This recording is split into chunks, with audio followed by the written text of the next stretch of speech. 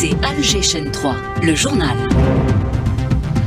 Bonjour Wally. Bonjour Ali Hamouche, mesdames, messieurs, bonjour. Et au sommaire de la matinade de ce jeudi 2 janvier, présentation ce jeudi du programme de la présidence algérienne du Conseil de sécurité pour le mois de janvier. L'Algérie assure depuis hier la présidence tournante de l'instance onusienne.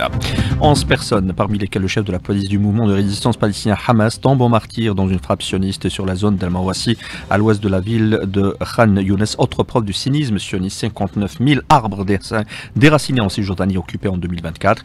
Des milliers de personnes participent à une manifestation massive de soutien à la cause palestinienne dans les rues de Manhattan à New York aux États-Unis. Économie, préservation du pouvoir d'achat, appui à l'investissement, simplification et numérisation des procédures fiscales, entre autres mesures de la loi de finances 2025 entrée en vigueur hier. Elle vise à booster l'économie nationale et renforcer le caractère social de l'État.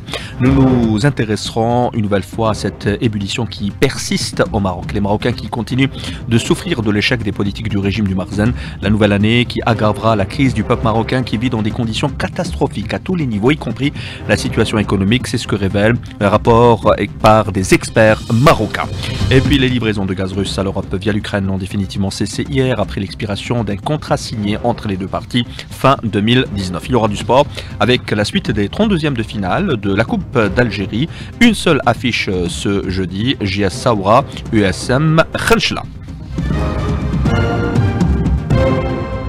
Mesdames, Messieurs, bonjour. Présentation ce jeudi du programme de la présidence algérienne au Conseil de sécurité pour le mois de janvier. Une présentation suivie d'une conférence de presse du représentant permanent de l'Algérie auprès de l'ONU. L'Algérie assure depuis hier la présidence tournante du Conseil de sécurité pour le mois de janvier.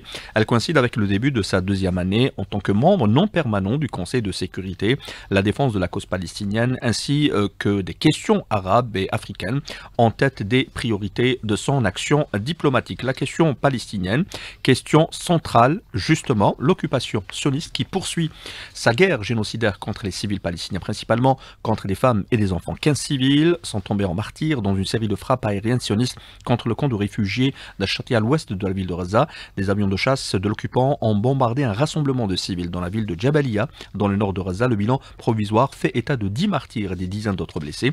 À Khan Younes, et depuis l'aube, 30 personnes ont été tuées, des dizaines de blessés, dont des frappes aériennes sionistes. Les Palestiniens sous les bombes meurent également du froid glacial et de la famine. Je vous propose d'écouter à ce propos le témoignage du professeur Ziad Meddour qui se trouve actuellement toujours dans la ville de Gaza. Il en parle à Karima Hasnaoui. La situation est toujours dramatique et terrible partout dans la bande de Gaza, avec la poursuite des bombardements israéliens intensifs sur la population civile. Ce matin, il y a eu 2 massacres. Un massacre à Khan Younes au sud de la bande de Gaza, où l'armée de l'occupation a tiré, bombardé les tentes qui arbitrent déplacées. Il y a eu un bilan provisoire, 12 morts et 13 blessés. Parmi les morts, il y a 3 enfants, 2 femmes, et un instant palestinien qui ont été assassinés par une drone israélienne lors de le bombardement de leur immeuble à Jabalia au nord de la bande de Gaza. S'ajoute à ça la poursuite des bombardements, des attaques sanglantes, la famine, la maladie, le froid et la situation humanitaire catastrophique pour les déplacés qui habitent dans des tentes abîmées et déchirées, notamment au centre et au nord de la bande de Gaza. Et justement, la défense civile de Gaza qui a indiqué ce jeudi qu'au moins 11 personnes, parmi lesquelles le chef de la police et du mouvement de résistance palestinien Hamas, étaient tombées en martyr dans une frappe aérienne sioniste. Il s'agit de Mahmoud Salah et de son adjoint Hussam Shahwani. Hier, le ministre sioniste de la Défense avait menacé d'intensifier ses frappes sur Gaza. Élan de solidarité avec la cause palestinienne, des milliers de personnes ont participé à une manifestation massive dans les rues de Manhattan, à New York, aux États-Unis, pour protester contre la poursuite des crimes sanglants commis par l'occupant sioniste dans la bande de Gaza depuis le mois d'octobre 2023. Manifestation organisée à l'appel de plusieurs militants sur les réseaux sociaux qui ont brandi lors du premier jour de l'année le drapeau palestinien et des banderoles dénonçant la poursuite des massacres sionistes, tout en appelant à la fin du génocide à Gaza et du soutien illimité accordé à l'entité sioniste selon l'agence de presse palestinienne Wafa. Et un régime qui a opté pour la normalisation avec l'entité autorités sionistes. Il s'agit bien entendu du Marzen au Maroc, échec des politiques du Marzen sur fond de grande sociale, sans précédent d'ailleurs. Tous les indicateurs sont au rouge, notamment dans le secteur économique, selon les experts marocains eux-mêmes. Les détails avec vous, Karima Hasnaoui, bonjour. Bonjour. Le bilan économique de 2024 rapporté par les médias locaux marocains met l'accent sur la hausse sans précédent du taux de chômage qui a atteint 21,3% selon les résultats du recensement général de la population et de l'habitat. Il s'agit d'un chiffre effrayant qui reflète l'échec des politiques gouvernementales dans le domaine de l'emploi, indiquent les experts. Les Marocains n'ont pas donc accès au travail, notamment les jeunes. Rien que l'année dernière, le nombre de jeunes âgés entre 15 et 34 ans n'ont pas accès à l'éducation, à l'emploi et à la formation a atteint 4,3 millions. Le rapport de la Commission européenne sur cette catégorie dresse un tableau sombre sur la situation de la jeunesse au Maroc. Les Marocains confrontés aux affres de la corruption générale du pouvoir se retrouveront pour cette nouvelle année 2025 à payer 4,5 milliards de dollars pour couvrir la dette extérieure du Marzen qui a atteint 6,7 milliards de dollars, a indiqué dans un rapport l'expert marocain et consultant en politique publique Ayoub Al-Radawani. Rappelant que le gouvernement de Aziz Akhanouch poursuit sa politique de répression et de corruption sur fond du scandale de l'obtention par les deux sociétés détenues par Akhanouch du marché de la construction d'une usine de dessalement à Casablanca et d'une usine de dessalement aussi dans une autre région et bien d'autres marchés obtenus illégalement par Akhanouch. 12h37 sur les ondes d'Alger 3. Retour chez nous, nous vous le disions en titre, début de l'année 2025 marqué par l'entrée en vigueur de la loi de finances 2025. Les dispositifs de la loi de finances, entrée en vigueur hier, préservation du pouvoir d'achat, appui à l'investissement, entre autres dispositions visant à booster l'économie nationale et renforcer le caractère social de l'État. Elim Boukadouma. Consolider les investissements, réduire le taux de chômage et améliorer davantage les indicateurs macroéconomiques. Le budget pour 2025 prévoit des sommes importantes, plus de 1400 milliards de dinars pour le développement local et plus de 36 000 milliards de dinars destinés aux nouveaux projets. Aziz Faïd, ministre des Finances. En termes d'avenir, envoyer des messages forts quant à des investissements qui seront faits à la réunion des conditions favorables d'investissement, ce qui va permettre justement la création de la richesse et la création des emplois sur lesquels, effectivement, M. le Président de la République a mis l'accent. D'abord, créer 2 millions d'emplois, arriver à un PIB de 400 milliards de dollars et bien sûr investir dans les grands projets qui sont déjà engagés. Préserver les acquis sociaux et améliorer le pouvoir d'achat du citoyen. Pour faire face à l'augmentation des prix des produits de large consommation, des exonérations de la TVA sont prévues. Amel Abdelatif, directrice générale des impôts. L'exonération de TVA et l'application du taux réduit des droits de douane concernant l'importation des viandes blanches congelées, la reconduction de l'exonération temporaire en matière de TVA pour certains produits de large consommation. On peut citer tout ce qui est légumes secs destinés à la consommation humaine. Nous avons la vente des fruits et légumes, les œufs de consommation, poulet de chair et de dinde, tout ce qui est produit localement. L'exonération de la TVA et de la TIC et l'application du taux réduit des droits de douane sur les opérations d'importation de café. En ce qui concerne le développement économique du pays, l'État mise sur un plan d'investissement ambitieux avec un budget de plus de 5 900 milliards de dinars destiné à soutenir des projets dans 11 secteurs clés. Et à propos d'économie toujours, en ce début de l'année 2025, nous vous proposons une sortie dans la commune d'El Ghdir, dans la wilaya de Skikda. Le choix n'est pas fortuit et personne parmi vous ne pourra décliner l'invitation. Il s'agit d'une contrée célèbre pour son huile d'olive de haute qualité. Elle enregistre une production record de plus de 76 000 litres cette année. Cependant, le manque d'infrastructures modernes freine l'exploitation optimale du potentiel oléicole de cette région, nous dit notre correspondant permanent sur place, Mohamed Tahar Aissani. La commune d'El Ghdir, dans la ville de Skikda, est réputée pour la qualité de son huile d'olive. Avec une oliveraie de 9 912 hectares, la campagne actuelle prévoit une récolte record de 76 330 litres. Un bon significatif par rapport aux 40 500 litres produits la saison dernière. Gérant du moulin à olive de El Ghdir.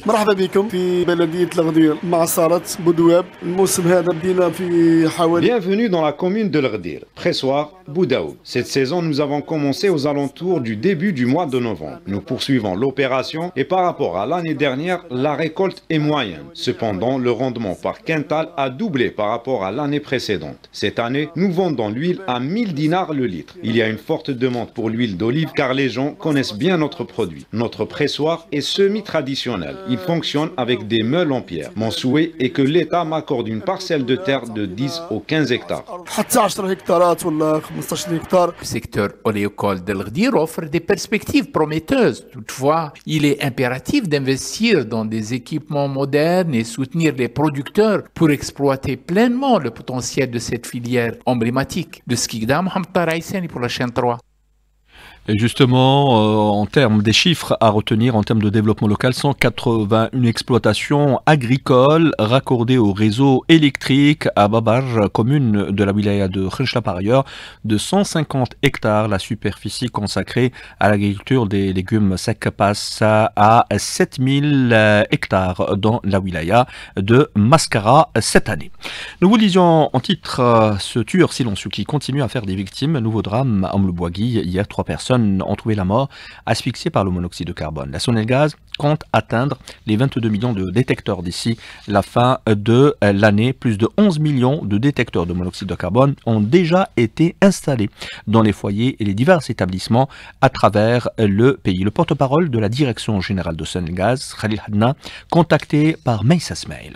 On a réussi à venir à terme à la pose de 6 600 000 détecteurs de monoxyde de carbone à fin 2024. Rappelons que cette opération qui consiste à poser ces détecteurs au niveau des wilayas du Haut-Plateau a démarré février 2024. Pour la poursuite de la même action et pour toutes les wilayas du pays, on frôle actuellement les 11 millions de détecteurs posés au niveau national pour atteindre les 22 millions prévus et qui seront posés d'ici fin 2025, Inch'Allah. Direction également dans cette édition, la wilaya de Tizi Ouzou. Comme de coutume, le théâtre régional Kateb Yassine a offert de nombreux spectacles pour enfants durant ses vacances scolaires d'hiver. D'ailleurs, c'est le dernier week-end de ces vacances scolaires d'hiver, ce qui a fait le bonheur des enfants et de leurs parents. Mohamed Haouchi, notre correspondant permanent sur place. Tout comme la Maison de la Culture Mouloud Mamri, le théâtre régional Kateb Yassine a concocté tout un programme de pièces enfantines, de spectacles, de magie et de clowns au profit des enfants durant ces vacances scolaires d'hiver. Je m'appelle Léa Dassine Smaï, j'ai 7 ans. Je venais regarder le clown avec mon père et ma soeur et mon frère. Shiraz Hamoudel. Tu as quel âge? 11 ans. Je suis venue voir le clown. Tu es venu avec qui? Avec ma maman et mon frère. Je suis venue avec ma fille, avec mes 2 garçons. Ils sont vraiment contents. Le directeur du théâtre Kateb Yassine, Abdelrahman Ziaboubi, estime que de tels spectacles constituent de véritables remèdes pour des enfants durant cette période de vacances scolaires. C'est une bonne tradition, c'est pour ça qu'on tient justement à donner des spectacles chaque jour. On a débuté par des clowns, des magiciens. C'est le meilleur remède pour nos enfants, pour qu'ils respirent, qu'ils prennent une bouffée d'air artistique. Il est à noter que ces spectacles ne prendront fin que ce vendredi 3 janvier au théâtre Kateb Yassine. Tizi Ouzou, Mohamed Haouchin pour LGN 3. Et nous arrivons à notre page sport avec nous, Ali Hamouch. Ali, bonjour. Bonjour Walid. Une page que nous entamons avec du football en Ligue des Champions. Le Chabab de Belouizdad a effectué sa dernière séance d'entraînement avant le match retour face au Ahli d'Égypte. Une séance d'entraînement qu'il a effectuée ce matin à 10h au niveau du terrain annexe du Nelson Mandela Stadium en prévision de cette rencontre face au Ahli, comptant pour la 4e journée de la phase de groupe de la Ligue des Champions. Il s'agit pour le groupe C, donc ça sera une rencontre prévue demain à 20h au stade du Saint-Juillet. On rappellera qu'au match aller, le Chabab Riyadi de Belouizdad qui s'était largement incliné, subit à 1 face au Ahli du Caire. Le Chabab de Belouizdad qui est condamné à gagner pour rester en course pour une éventuelle qualification pour les quarts de finale de la Ligue des Champions. Et dans l'autre match du groupe C, ça sera ce samedi entre Orlando Pirates et les Ivoiriens du stade Abidjan. Football toujours à l'issue aujourd'hui des 32e de finale de la Coupe d'Algérie. Avec un match au programme, il mettra aux prises à 15h la JS Saoura à l'USM Khenchela. La JS Saoura qui occupe la 12e place au classement, donc qui accueille à l'USM Khenchela 5e au classement de la Ligue 1. C'est 32e de finale qui avait débuté lundi avec cette rencontre entre le Mouloudia d'Alger et l'Étoile sportive de Ben Aknoun. Une rencontre qui a été remportée par le Mouloudia d'Alger 3-0. Et c'est 32e de finale qui se poursuivront demain vendredi avec plusieurs rencontres à suivre, notamment ce derby des hauts plateaux entre le Mouloudia d'El Alma et l'Entente de Sétif. Et il y aura du basketball cet après-midi avec l'entame de la 7e journée Super Division messieurs. Avec un match au programme, il mettra aux prises le Ruiba CB 7e au classement face au MB ou Ouled Shbel 10e au classement. Ça sera à partir de 17h et cette 7e journée de Super Division basket messieurs qui se poursuivra demain et samedi. Merci à vous, Ali Hamouche, pour toutes ces précisions. C'était là la dernière information de cette édition. Dans quelques instants, les couleurs du ciel avec Mounir. Très bonne écoute.